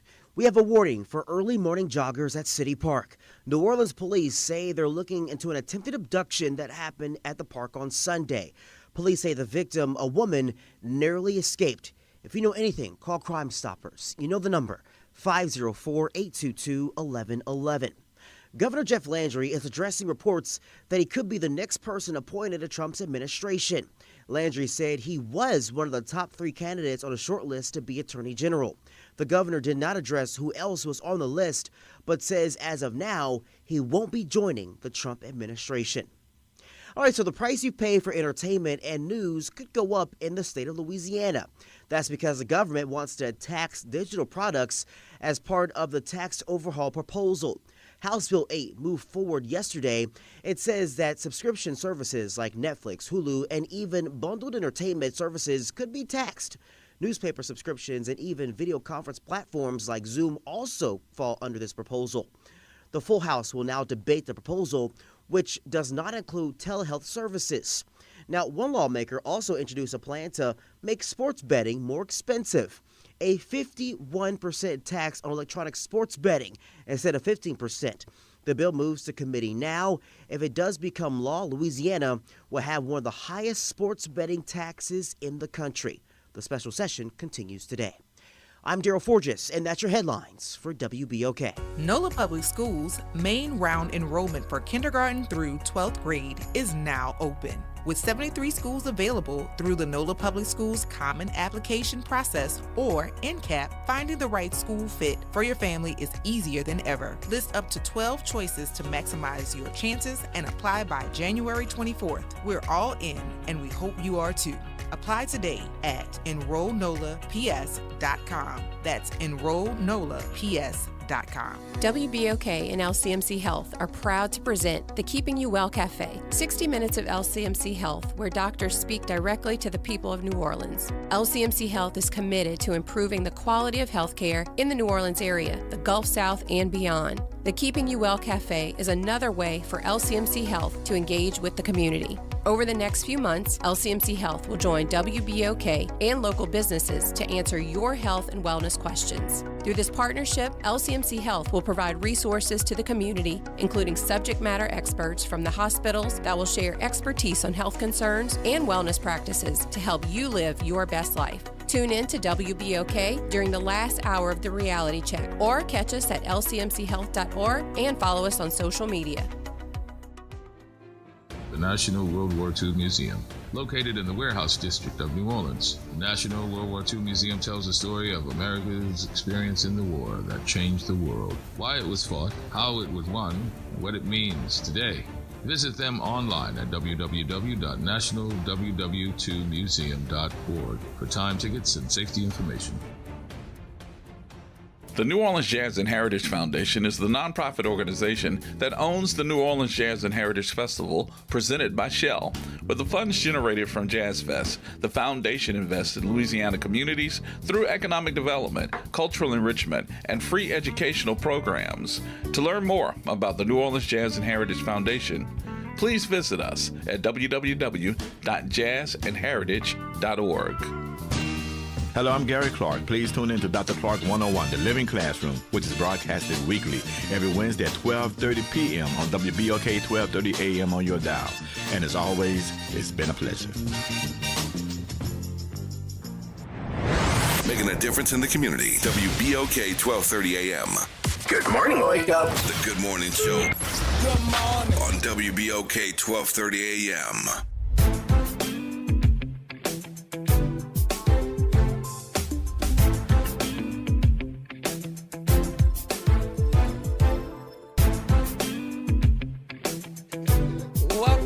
Welcome back. We are back. Welcome back to the Good Morning Show. I am your host, Dr. Ashanta Wyatt. I'm in studio with Senator Wesley Bishop. And we're in conversation with the Victor Sims. And Nyron is behind the glass, holding it all together for us. We're talking about how emotions affect behaviors. And if you have some emotions and you don't really quite know what box to put them in, now is the time to call 504-582-9422. Nobody makes it more plain than the Victor Sims. Let's talk about it. Emotions and behaviors. Yes. Why are we doing the things that we're doing? Well, because we live on planet Earth and we're human beings. Mm-hmm. I mean, if I put it from a very basic standpoint. Yeah. All of us have wishes, wants, and desires, goals and accomplishments that we want to achieve. And we set out with certain tools in order to do that. What y'all were talking about prior to this, education. Education is, I don't think most, and it's just, I hope I'm wrong when I'm getting ready to say. I don't think most people understand the value of education. There is no human being on this planet that has accomplished goals and objectives without being educated. There is no elected official, serious businessman, anyone who's accomplishing things who hasn't had a good education, who can always point out to that teacher that they had that really turned their world around. Education is a basic building block of the very society that we live in. But I think people have lost connection with its value, you know, and because of that, we do have a poor system. I'm one that believes there are certain professions that should never have to struggle for material resource that they need. The top of the list is teachers. They should never have to struggle for anything. They determine and crank out the society of the future. Yeah. So what kind of world do you want? It depends upon the level of education that the citizens have. The citizens' education depends upon the teacher's ability to provide that. So when I hear teachers have to come out their own pocket to do things in the classroom, Absolutely. I think that's absurd. Yeah. You know, that's absolutely absurd. Because the individuals that make the decisions, those individuals in the legislatures, in the city councils, everyone was educated. Absolutely. So how can you not understand the importance of making sure schools are well funded, teachers are well paid? You know, how can you not understand that? Because what kind of society do you want for tomorrow if you don't take care of those people who are going to be in charge? When I work with groups of students, I ask them, are you ready to take over the world? And they look at me funny like, what? I say, you do understand, everybody who runs the world now used to be your age. And one day your generation is going to be in position to run the world. So on your way, and I used to power walk in my street, and the school buses would pick up students on the corner. And that's what people I really stop and talk to. And they think, who's this crazy man? I'm walking down the street. All of a sudden I stop and start asking them about controlling the world. And they look at me funny. So after I expressed my concern to them, I thought to them, a couple of them would say, yeah, I'm going to be ready. I'm going to get that. I'm running straight edge right now. I say, great, you're going to be president of the United States one day. And then I take off, Speaking of emotions and behavior, so on yesterday, our internet was down, so we weren't able to stream. And my auntie, they live in Dallas. Oh, so okay. My auntie, Linnell and Val, they listen every morning. So when she got up yesterday and she didn't see us, she started saying, oh, Lord, what then happened? Talking about emotions effect, she had them created all types of scenarios in her brain about if I still had a job. I mean, she went there. I'm like, girl, the internet is down. I said, you can still hear me on WBOK 1230 AM on your radio. You can't see me, but talking about jumping the gun and emotions and behavior, she had them created. I'm talking about fast. Yes. She didn't see me, and then her brain just started formulating. Exactly. And shout out to my auntie Linnell in Dallas. And that is a reaction to disappointment. Yes. When we're disappointed about a particular thing that we really want, and depending upon what that thing is, we will come up with a rationale as to why I'm not getting the thing that I want. And we'll go to places where we are, what we might know about that particular situation. If there's a particular item in the store that you want, you go there and they don't have it anymore. You start wanting to demand, what's the problem? My What's apple wrong with y'all? pears over there at Target. Like I want my apple pears. They went out of stock. So those emotions will, based upon the thought, she had a concept of seeing you, hearing you yesterday morning. That was her thought. Yes. When that thought was not realized, emotions set in. The emotions of disappointment, and it can rise to anger. When anger is an emotion that's generated when our rights are being violated. Yeah. A body, time, property, right to expect to be treated with respect, right to express yourself. When those are violated, the emotion of anger is justified. And I really want to emphasize, anger is an emotion. It is not a behavior. You can't do anger. Anger has never damaged anyone. It is violence, aggression, and abuse that have done the damage verbally and or physically. But you can be angry and treat somebody with total dignity and respect once you learn how to do it. You can treat somebody with violence, aggression, and abuse and not be angry. Yeah. I received that. And speaking of like emotions and behaviors, and to tie it together with our previous conversation. Yes. I don't think people think deeply enough into the emotions and how it affected behavior of children who lose something as pivotal as a school and a community. Because if you lose the school, then the community is also lost. So now they're going and venturing into new areas and communities to engage in school with different people. Yeah. That's a lot of heavy lifting in terms of emotions. And then you're going to get the behaviors that you don't want because they're acting out because you took something from them and they didn't even have a say or, or participation in the decision making. Yeah. We're just expecting them to pick up and move on and go about their day as if they didn't just suffer a huge loss. See, what you're talking about basically is change. Yes. Drastic change without my ability to input anything into that particular change. Change generates stress and anxiety for all of us. I don't care what that particular change is. And then if I'm taken away from things I'm accustomed to, my best friends, this teacher that was good to me, that particular classroom where I might have helped decorate it or did something to it, that identifies me and my value and my importance, well, you take that away from me. Now I have to go through change. I go through loss. Loss has a series of emotions. We normally associate it with grief, but it's the same series of emotion: denial, bargaining, anger, depression, and eventually acceptance. But we can bounce back, and before any one of them emotional reaction to change, we can even get stuck in one of those emotional reactions to change. Then it put me into a new environment where I have to reintroduce myself to this new environment, to new people. That generates some stress and anxiety. Yeah. And if the individuals I'm coming into have a territorial idea, which is another set of emotions, and they see you as an invader coming into their space. So they're going to naturally form a defense against the new invaders that's coming in. Thus, you have the conflicts, that generated based upon individuals not being willing to accept change or having a difficult time accepting change. So we get a whole series of uncomfortable emotions that generate behaviors that now the system has to address and deal with because they didn't put enough thought into the actual damage that takes place by making this change. Yeah.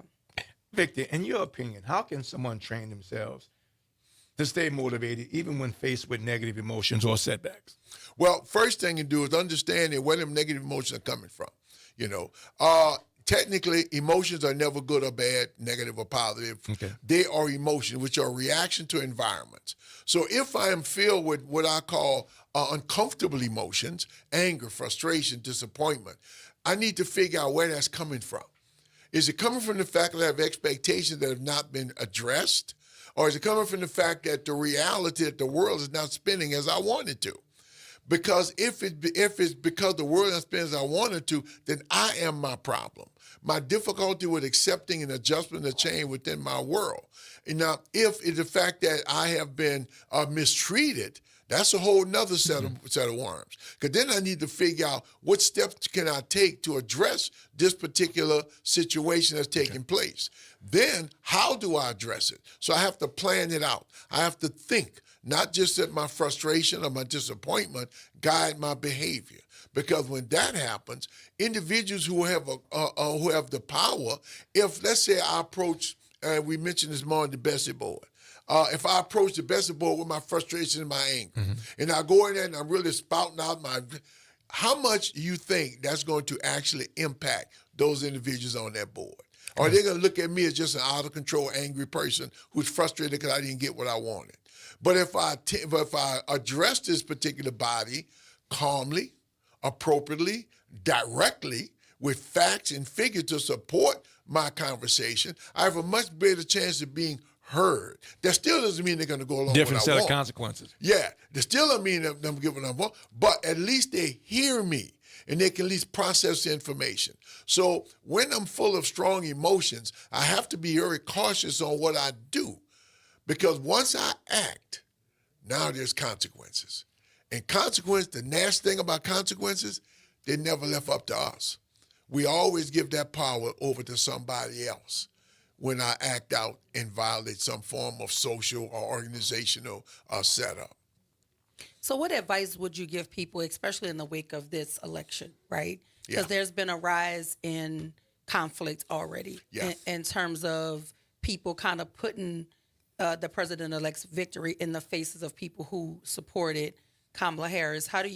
What advice would you give for people to be able to control their emotions, and especially in high stakes situations where people are trying to provoke them or trying to get them to act out in a way that will either get them hurt or get them incarcerated? Like, what advice would you give? Number one, be cautious on your own personal emotion responses to these attempts. These attempts sometimes are set about to cause you to react. Thus, if you react, now they have justification in their response to your reaction. Because, see, one of the things that we have a problem understanding is that freedom of speech means that I can say anything I want to say. That doesn't mean it's factual or real, but I can say what I want to say. And most people some people in certain situations will say things in order to provoke an emotional reaction. Once they get that emotional reaction, they can use that against you at that point in time. We've been known, I talk to a lot of especially young brothers, and I tell them, look, bro, you're a large black male. That's already has set an opinion about you into the minds of individuals who will confront you based upon that. Your utilization of your emotion in your appearance can definitely work against you in a situation. Our society has created a phrase that I think is directed at us. Now, I could be wrong in that, but that's my concept. And that phrase is, I was afraid for my life. That phrase gives justification to someone to harm you. Even though you may be justifiably upset and frustrated because you've been treated unfairly, but that phrase given to certain individuals who are unfortunate law enforcement individuals, or in certain states that have that stand your ground rule, justification to do violent things towards you. So, first of all, when you find that when you are confronting with someone who is espousing these comments and words that are causing emotional destruction or difficulty, tell yourself that person is free to say whatever they want to say. The question is, why am I listening? Why am I paying attention to it? Why am I expecting them to say what I want them to say when obviously that's not what they're doing? So they can open their mouth and say whatever they want to say. Technically, that ain't got nothing to do with me. But if I try to take what they say as a definite offense, a transgression against me, and take action on it, they have the right to open their mouth and speak. But if I take action is a behavior. Behaviors have consequences. So one of the comments in the chat says, so what are you expecting them to do? To be scared and to just take it? I expect them to be smart and understand what they're dealing with. See, a lot of times when I have these conversations, people think either I'm going to be a punk or I'm going to stand up for myself. Mm-hmm. Those are two, at the end of situations, variables. There's a whole lot of space in the middle. I can be smart by understanding this individual is attempting to use my emotions to get me to engage in a behavior that they can use against me. There are many ways to address a situation. I do not have to react in an aggressive fashion at that point in time. I don't have to do it. Have-tos, I look at 5 have-tos. I have to use the bathroom. I don't care who you are, you ain't gonna not avoid that. I have to go to sleep. You can try to fight that particular one. You can find yourself on the floor asleep pretty soon. I have to breathe. I have to get older, and all of us are going to get put in the grave. Those I have to, which means I have no choice, no power over them whatsoever. Everything else is a choice. The question is, what am I using to make my choices? So speaking of the situation that you were just commenting on, whether you stand there and take it, there's a story right now in the media. There's an Asian woman. She was on a flight. Mm-hmm. This is post-president-elect, right? Mm-hmm. She's on a flight. There's a white guy in the seat behind her. He's intentionally kicking her seat. Okay. 20 minutes straight. Okay. They're on an almost 5-hour flight. Okay. She's alerted the flight attendant that the guy is kicking the seat. But she's Asian. He's white. The flight attendant is white. Okay. Their solution is to move the person who he was kicking, not the person who was doing the kicking. They moved her out of her seat. Okay. And she was explaining to the flight attendant the words that he was using. She gets on the phone and tells the captain that the Asian lady is being unruly and aggressive because she's using profanity. Well, the profanity she was using was her explaining to the flight attendant the words that the white guy was saying to her. So no matter if you could do all of the things right, you could avoid the conflict, and you're still somehow put in a position to be seen as the aggressor or as the person that is initiating the discomfort. She did nothing wrong. She paid for a seat. She was in her seat. He's trying to provoke her. Yes. He's kicking. She did what she was supposed to do and informed the flight attendant. Right. Then how do you manage your emotions so that your behavior doesn't flip that plane over? Or you know what I mean? Because at what point do you stand up for yourself? Because now she's being told she's gonna get deboarded. You know, they're gonna arrest her upon arrival because she's advocating for herself. She never raised her voice. Okay. She never was aggressive, and it's all on video. Yeah. And she was still made to be. It's on video by whom? Who video? The young lady video. The entire exchange. She never raised her voice. Okay. She was even called belligerent and aggressive. Okay. Words that do not align with her actions. Gotcha. She did what she was supposed to do. Yeah. But at what point do you really acknowledge it for what it is? When you get off the plane. Racism. When you get off the plane. Okay. Obviously, you're in an environment that's hostile towards you. Yes, 5 hours and you're trapped. You becoming hostile too does not solve your problem. See, we have to be smart. I'm in an environment that's antagonist towards me. And it's proven no matter what I've done within that environment, they're going to be that way. But there are other environments off that plane. She videoed it, that's her weapon. After you get off the plane, you don't You don't antagonize the gorilla while you're in the gorilla's cage. Well, I asked you know? because the next comment said give examples, so I gave a What- scenario what- so good. you could give concrete Good. examples. So I here's just the- wanted to give you some context. And here's as to the why. issue. When you get off the plane and you have it video, Mm-hmm. that's when you file your complaint with individuals who are more concerned with their financial well-being than with those individuals on that plane who are involved with their own personal issues.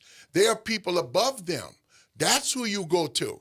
That moment on that plane, you're in a hostile environment that's going to work against you at that point in time. Video it. Get your evidence. When you get off the plane, that's when you take your action. See, it's not about taking crap. It's about being smart about how to utilize the weapons that you have in the most opportune time to get the results that you're looking for. But if you let your emotions guide you at that moment, yes, now they got you. Joshua said it's called emotional intelligence. Emotional intelligence. He said some smart things there sometimes. I shout out to Joshua Edmond. But no, like that was a real scenario. That literally just happened. Trust me. This week actually. I get it. Look, I do an anger management, domestic violence intervention. Yeah. I get it all the time. And a lot of the people who I talk to, when I give them the fact of using your thoughts to make it determine how you're going to respond, the first, well, I'm not going to let them punk me. I let them take it. No, you're not going to do that. But for you to respond with your emotion at that point in time, you're not considering all your options. There are always options to everything. But we're sometimes locked into a particular train of thought based on who we are. So don't let your emotions guide your behavior. Don't let your emotions write a check that your butt can cash. There is you what go. I think Thank you, I heard Doc. him Thank you, say. thank you, thank Listen, you. we have to go to break, but when we come back, we'll have more with Victor Sims talking about how your emotions affect your behavior. I'm Dr. Ashanta White. In studio with me is Senator Wesley Bishop. And behind the glass holding us down is our general manager, Justin Lewis and Nyron Sanders. Stay with us after the break, WBOK 1230 a.m. What New Orleans is talking about. All day long.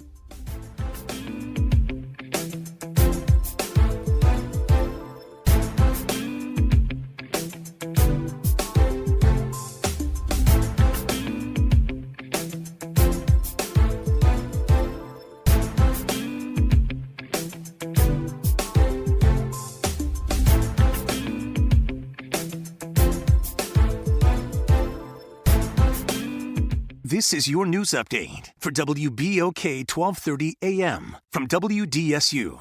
For all your news and weather, watch WDSU News, New Orleans' leader in live, local, late-breaking news. Today at noon and 4 p.m. Mid to upper 70s expected for our Tuesday. We're also looking at partly to mostly cloudy skies, light drizzle to scattered showers expected throughout the rest of the day. Lows for tonight will fall into the 60s. And then getting into Wednesday, we do have a threat for severe weather. It's on the lower end, but tomorrow is an impact day. From the WDSU First Warning Weather Center, I'm Raven Richard. As a mom, comforting my family is what I do best. Vicks Vapor Stick provides soothing, non-medicated Vicks Vapors in an easy-to-apply stick, and it dries fast, so there's no mess. I use it to comfort myself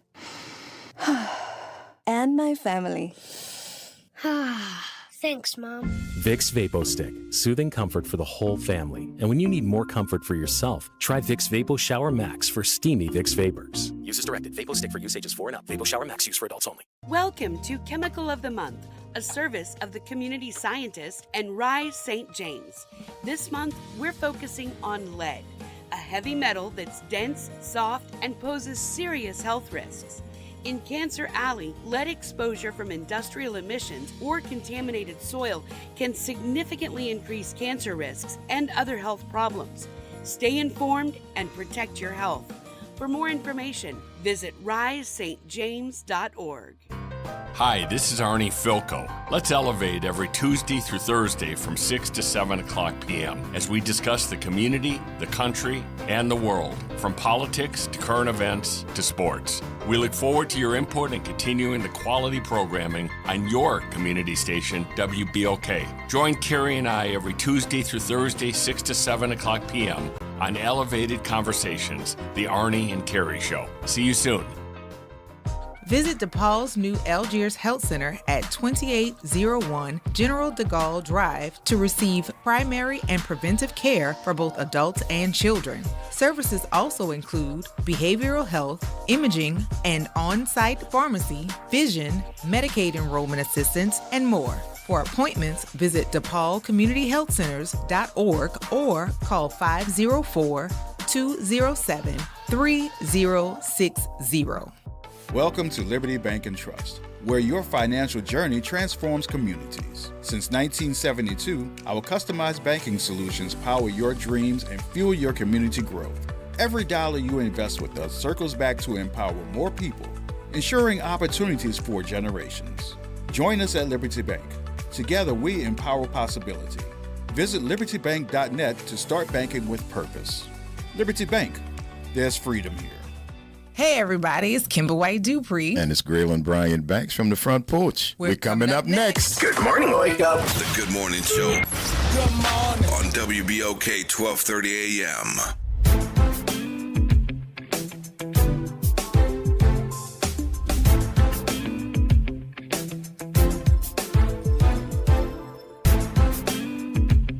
Are back. Welcome back to the Good Morning Show. I am your host, Dr. Ashanta White. My co-host in studio this morning is Senator Wesley Bishop. And we are in conversation with none other than Victor Sims. Behind the glass holding us down is super producer Nyra Sanders. So we were talking about emotions and how they affect our behaviors. And off air, we were just talking about this rise in like the political violence that's going to start to happen simply because people want to throw the President-elect's victory in the face of those who did not support him.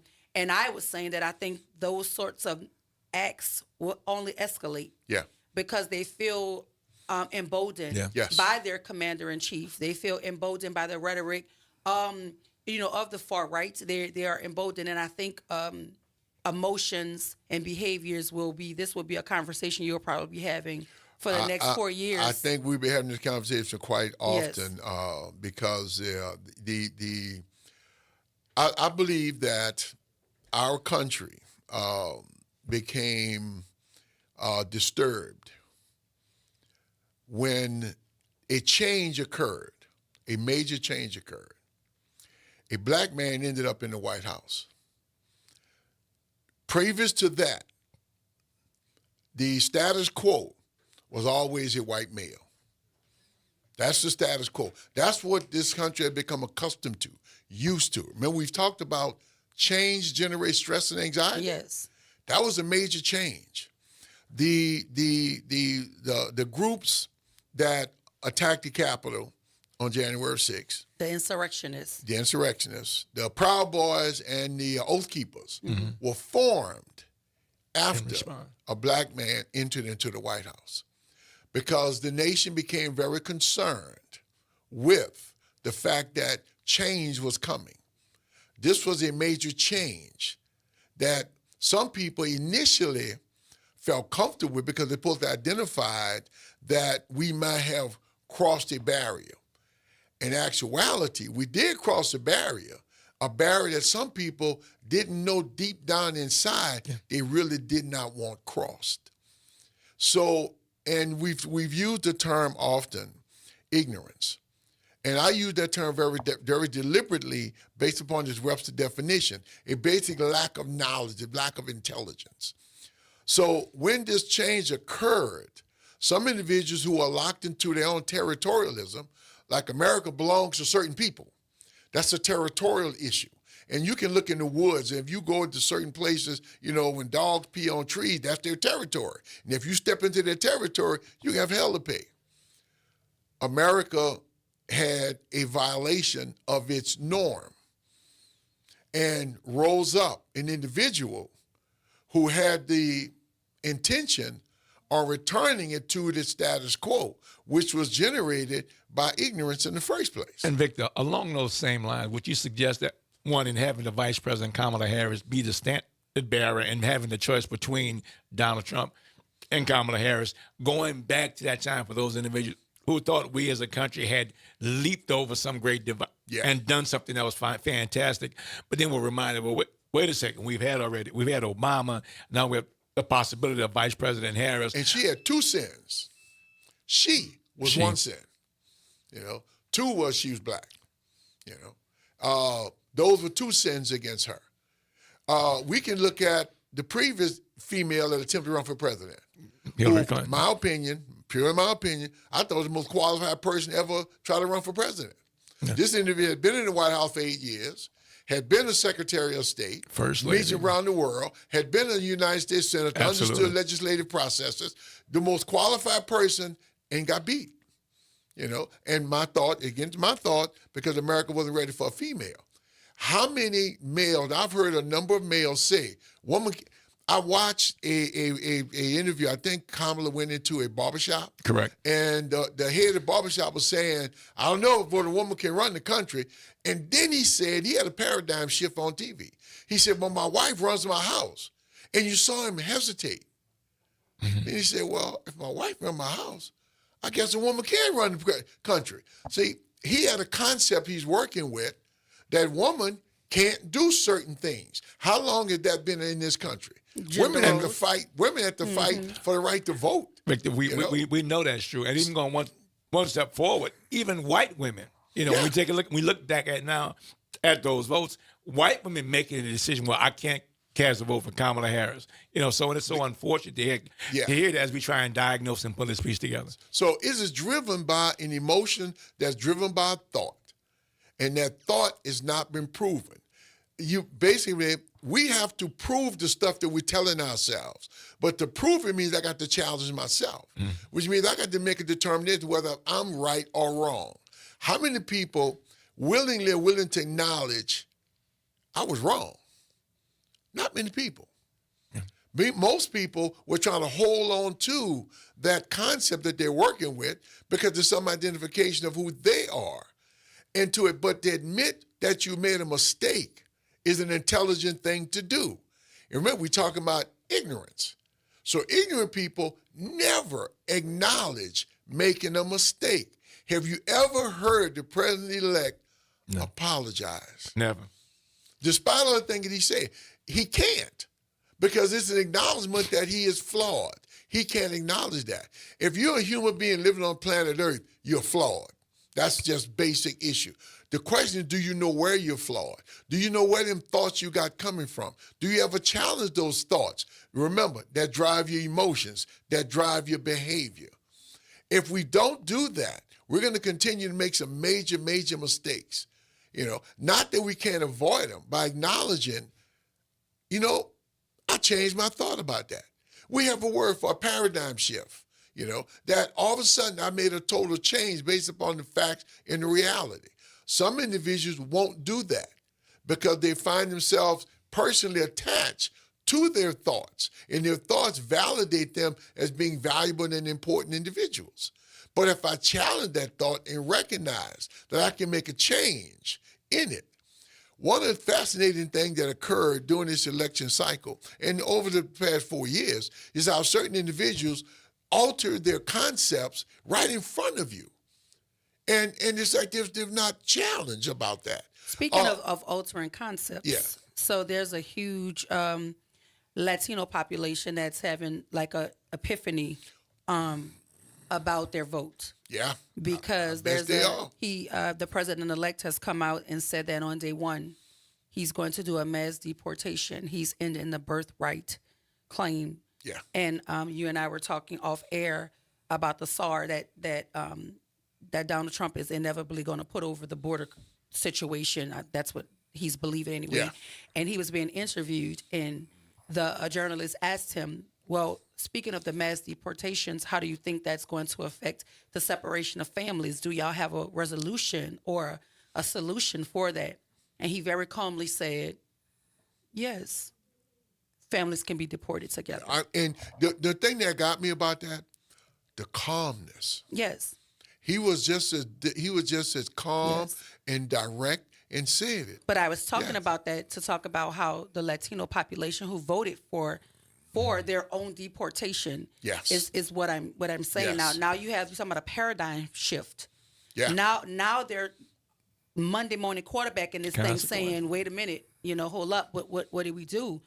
because in their minds, they didn't think that he was talking to them. Yeah. Because no matter how long you've been here, no matter how, it is his belief that you don't belong here. That's right. And if you don't belong here in that mass deportation, he's going to send you and your family back. Exactly. Because they were trying to see themselves separate from those folk who were considered undesirable, who were coming here illegally and things of that nature. But if you in a birthright citizenship, then that means whether you were born here or not, if the people who birthed you were not natives to this community or indigenous to this community, you have to go. Those are the concepts that are going to be utilized to deport individuals. Yes. And there's nowhere in the world individuals who should not be deported are not going to get deported. But also, too, when you talk about the idea of being indigenous or native, like, do he realize he would have to go as well? No. I'm just asking. But, I got you. But remember, we don't challenge ourselves. Yeah, he would have to go and his wife would have to go. Especially his wife would have to go. I mean, like, how far back are you going to talk about what constitutes being native or indigenous? Because if you go back to the inception of this country, you don't belong here either, sir. That is so definitely. I'm just saying, that is definitely a whole nother story, a whole nother show. I'm gonna give you the last say before we have to go. What do you want to leave the people with? Well, the way I want to leave is that if you have a strong emotion about a particular situation, do not take action until you have constantly calmed yourself down. Process this situation, check where your information is coming from, validate that information, then make a decision. If you make a decision based upon your emotional component, there's a 99% chance you're going to make a mistake. Mm-hmm. And look at your life. If in your life you have done these things, recognize you're susceptible to that, to making mistakes based upon strong emotions. So think about it. Process the information. If you're in a heightened state of emotion, stop. Do nothing. Let yourself calm down. Talk to someone who's not having that level of emotion to get a different point of view about the subject matter that has infuriated you in the first place. So never make a decision based on emotion. That was the incomparable Victor Sims giving you the blueprint so how to control your emotions so your behavior don't end you up over there by Susan Hudson. We've had a wonderful show today, y'all. We were in conversation with CeCe Campbell Rock with our Black Media segment, and in studio right now is Victor Sims telling us about how to control our emotions. I want to invite you guys to stay with us to join the front porch. Up next with Graylin and Kimba. I am Dr. Ashanta Wyatt. Wesley Bishop. This is WBOK 1230 AM. What New Orleans is talking about. See y'all tomorrow. Thank you, Doc.